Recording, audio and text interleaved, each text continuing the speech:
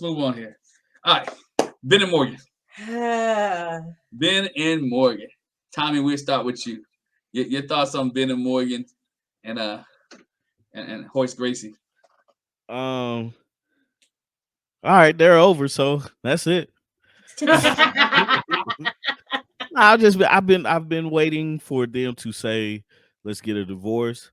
Um, I don't like to see it when they don't make it all the way through, but it was no reconciling them because I don't think Morgan ever got over the first issue.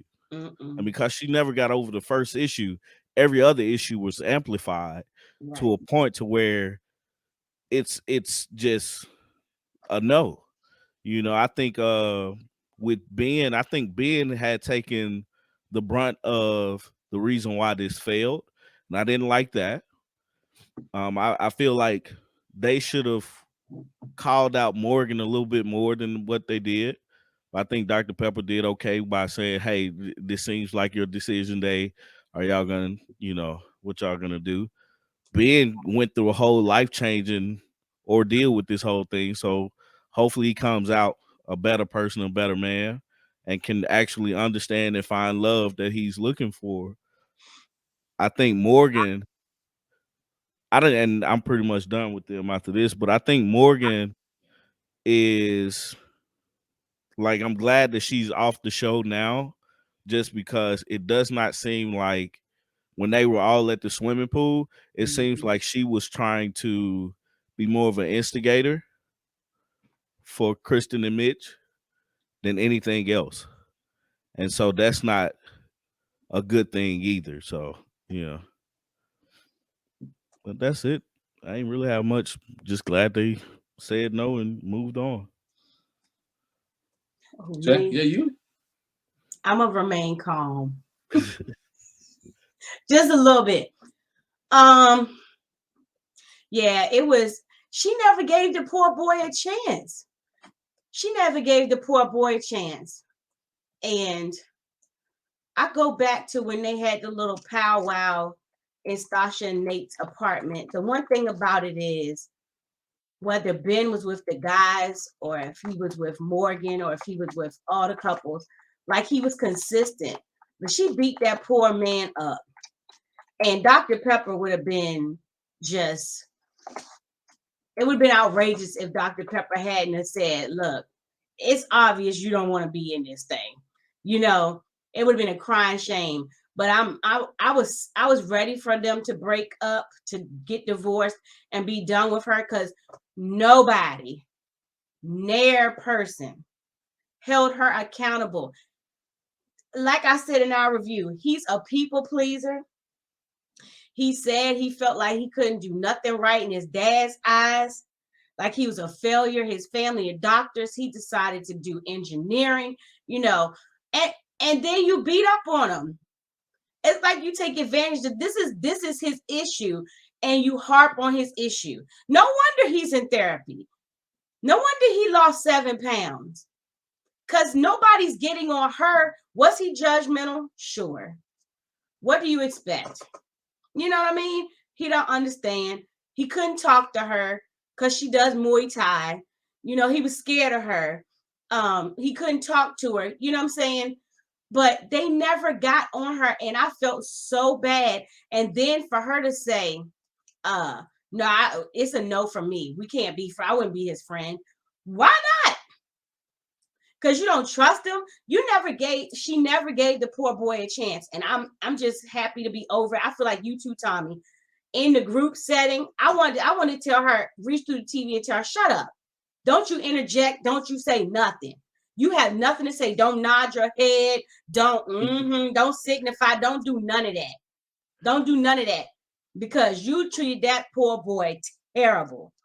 Terrible. So I'm glad she made the decision.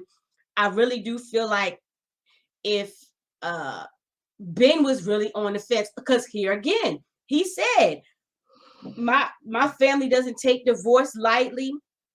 My parents are religious, they're all about marriage. So even in that space, he was like, I think if she was like, well, maybe, he would have said yeah. Because he just don't want to be a failure no more. And in that space, like I said, it just took advantage of his insecurities instead of them trying to build him up. I felt like every chance they got, they tore him down, and they didn't rip her to shreds, and she should have been ripped to shreds. So good riddance to bad rubbish. I'm like Tommy. I'm glad it's over. We don't get to see her anymore. We don't get to see him neither because I felt sorry for him. I felt bad. I felt bad for bruh because he was beaten. I mean, you ever read that book, The Whooping Boy, when he was in school? He was the whooping boy. And he whooped himself. He beat himself up, literally. He beat himself up. He beat himself up. He beat himself up. And you can't be in a relationship. And if she would have said, yes, let's continue this, he would have groveled at her feet and still been beaten and doing everything he can for the next 2 or 3 weeks just to get back in her good graces. You know, Ben right now is not worried about Morgan. Ben is really worried about when he goes home and tell his parents, tell his dad, you know, it didn't work out, to have his father say, I told you so. I told you shouldn't have did this. Or hear his mama say, I'm not gonna get no grandbabies now. I'm not gonna have any kids. I mean, I don't think he's really worried about Morgan. He's worrying about what he has to hear when he gets back home. Right. When he has to get not just a family from his community, or as the next family reunion or the family event. You messed up again. You messed up again, or you're not a doctor. We all doctors. We all this. We all that. And here you're an engineer doing well for himself, by the way, right? But that's not what they're gonna look at. They're not gonna look at he's doing well for it by himself. They're not gonna look at that he dropped some baggage off, which is Morgan, and he got out of abusive. They're not gonna look at he got out of abusive relationship. They're gonna look at you got a failed marriage. And that's what he's concerned about. He got out, let's be honest, he got out of an abusive relationship, and he probably will do better for himself. And the first thing he can say is, you know what? I think I might be leaving San Diego. Dude is trying to get out of Dodge. He is trying to run. He is so beat up. He don't want to face anybody. He don't want to do anything. Ben is like, it's bad. You know, and my only regret, and I let Talisa go, is that he never stood up to her. And he never really gave her, I'm not saying belligerent, but he never gave her how he really feel about the situation, a piece of his mind. Hey, you're totally wrong. You messed up. That's not who I am. None of that. That was my thing. Like, yo, he at least should have, at the end of the day, gave her, like, all right, this is our last night together. I'm going to show you. And I know that might be wrong, but anyway. I'm off my soapbox. we like soapboxes. They carry their way. We like them soapboxes. Ben and Morgan. So yeah, they were doomed from day one. I thought that they were a mismatch when I first met them. I thought, why would they put these two people together?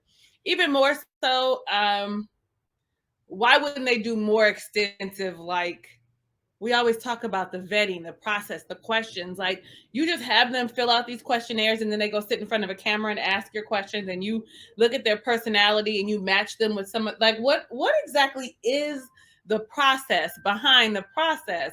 That's what I want to know. Like, anybody who watches, have y'all ever gone through the Married at First Sight matchmaking process? Any one of our subscribers, if you have heard of somebody, know somebody, seen somebody, was somebody, I want to know what really happens, because there's no way that they're really matching these people on viable, like, characteristics, you know, and behavioral traits, because Ben was timid from day one and she was very aggressive from day one, very much so get in line and do what I said, give me your food. Like, that's how I felt when I saw Morgan. And the only thing I'm going to say is that's good that's coming out of this is that Ben may get a backbone, because he's going to therapy. He's actually getting the help, unless he's lying to us, okay? He's actually getting the help that he needs to be more confident, to be able to stand on his own, and to stop looking at his parents for his parents' approval. And honestly, we do that for a really, really, really long time. A lot of people won't admit it. I will admit it. I wanted to appease my mother for such a long time. And it wasn't until I was an adult with damn near 2 kids that I realized that I was still searching and seeking for her approval versus living the life that was happy for me, you know, good for me. So I feel like Ben, hopefully this is the catalyst for Ben to being happy and knowing who he is, and maybe leaving San Diego and going to a whole nother state. Don't be in California. Will give him the autonomy and the freedom that he needs. And then on top of that, Morgan, baby, go get you some therapy because you got some issues. You got some issues with men in general because of your father. Please go and get some help. Please go and have the conversations. Please understand why you're so angry and you held on to that. I just didn't understand why you were holding on to that so tight. Yes, he made a mistake. He should not have shared, but he does not have relationship issues. I mean, he has not had relationships in order to navigate these kind of issues really well. And he was seeking someone who was kind, that he thought was going to be able to help him because, that old Justin to him is friendly, which he is. And he seems like he's going to talk a good, like he know what he's talking about. It seemed like, Ben was like, oh, he know what he's talking about. Let me go ask him. He was the wrong person. You should have been going to talk to Miguel. Don't talk to Nate because Nate is a problem too.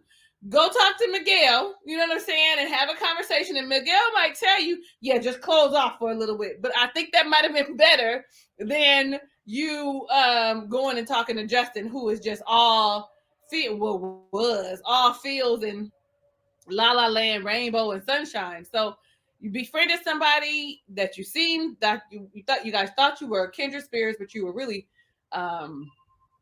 trauma bonding as boys, that like we both got familiar issues, and so here we're bonding in that. And so I just feel like it's poor Ben and Morgan. You're gonna keep having the same pattern if you continue down the same line. You are not gonna get you a husband. But really, do you want a husband? You want a roommate that you could talk to and go out with. Your homegirl is fine, girl. You don't need nobody. It's cool. Get you a little piece here and there. Go on Tinder or wherever you go. Get you somebody, and then go and come on home. Be by yourself. I don't know. All right, y'all. It's my turn to be off my soapbox.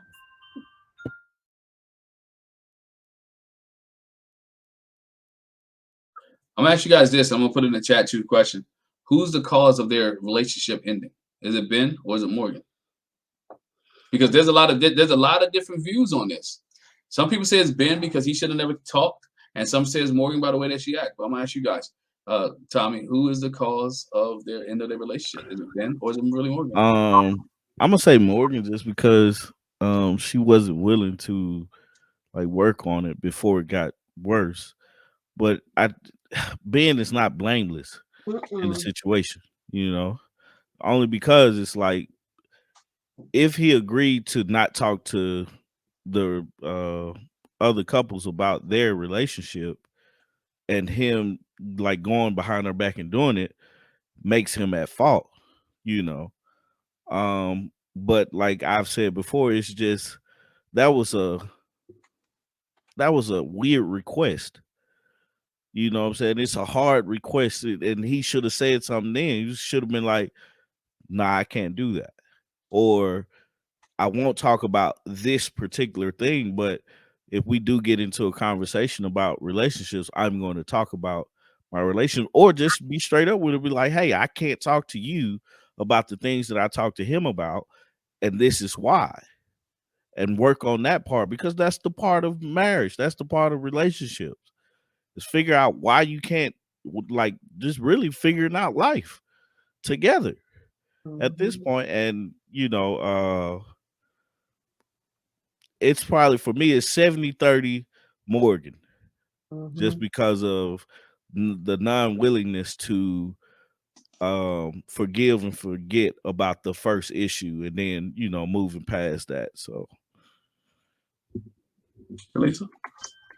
I think it's a combination of them both. Morgan's unwavering ability to just be like unforgiving and to just like hone in on something and just stay there. Like who is so angry and unhappy that they can't accept a apology? And not only that, knowing that Ben is a robot, okay? So he's very much so a brain. Emotions and vulnerability is not on the forefront for him. So for you to be like, I need you to show emotion. I need you. He is not going to express himself the way you do. And he's the same all the time, which tells you that he does not have the range of emotion that you want. You have to take what he says as face value. He is autonomous. He owns it. I mean, not autonomous. He's accountable. And so that alone tells you that he's sincere. If I could say, yeah, it was my fault, over and over and over and over and over, and I shouldn't have did it, to me, I think that that's sufficient. So I feel like partly her and then partly him for not saying like, yo, are you crazy? Like, I need somebody to talk to. Like Tommy said, I need somebody to be able to express this with, and he is who I'm closest with. You aren't available for me. You're very closed off. You're very standoffish. You're very like Muay Thai, I'm gonna kick your ass. Like, I just don't like, so it's the both of them. He needed to be like, so I need you to sit down and be quiet just for a little while. He might have needed that blindfold that Justin and what's her face had, so that he could have been able to not been afraid with her staring at him callously to express what he felt. Because I feel like he needed to say, I'm genuinely sorry. I want to move forward. And she needed to be able to be like, let's move forward. But I don't know. Was that you, Tommy, or was that you, Glenn, that said that there's no one holding her accountable? And I think that's in her entire life. She knocked her friend's teeth out. I mean, so they all scared of her. I don't know. Right. You know what, Talisa, at first when you said that, I was like, nah, this Talisa my sis, but I'm not gonna say it equally. But when you said it, I was like, that's true. Because he did not stick up for himself. He didn't. I hate to say it like this, because it's got a negative connotation, but he didn't put her in her place and say, you know what, look, I've done everything that I can do, forcefully, like, I don't know what you want from me. You're asking for too much. He said it in that setting.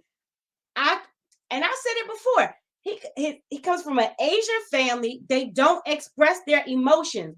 If you knew anything about the part of your heritage, just Japanese, you would know that too. You know what I mean? And but to go back to what you said, Talisa, what is the vetting process in a relationship period, but especially married at first sight? You cannot come into that and be so rigid about, I'm not going to do this. I'm not, you can't be that rigid person in that relationship because you're a stranger. You don't know what this person is coming with. You're going to have to be a little bit flexible. So coming into this, you shouldn't be so rigid about looks. You shouldn't be so rigid about personality. You know what I mean? Because we had that with Brett and Ryan. Yeah. He didn't want no redhead. He got stuck on the redhead thing. If somebody's going to be so fixated on stuff like that, this ain't the process for you. So I'm going to blame Morgan, but I definitely agree with what Talisa said. I blame Ben does have some accountability in this, because he was judgmental at first, maybe more than once. I kept feeling like she was mad for something more than that. But when she took the time in her vignette to show, see, I do have a nursing license. I was like, is this really still about the nursing license? I got mine right here too. Look. I got mine. I got mine. Just kidding.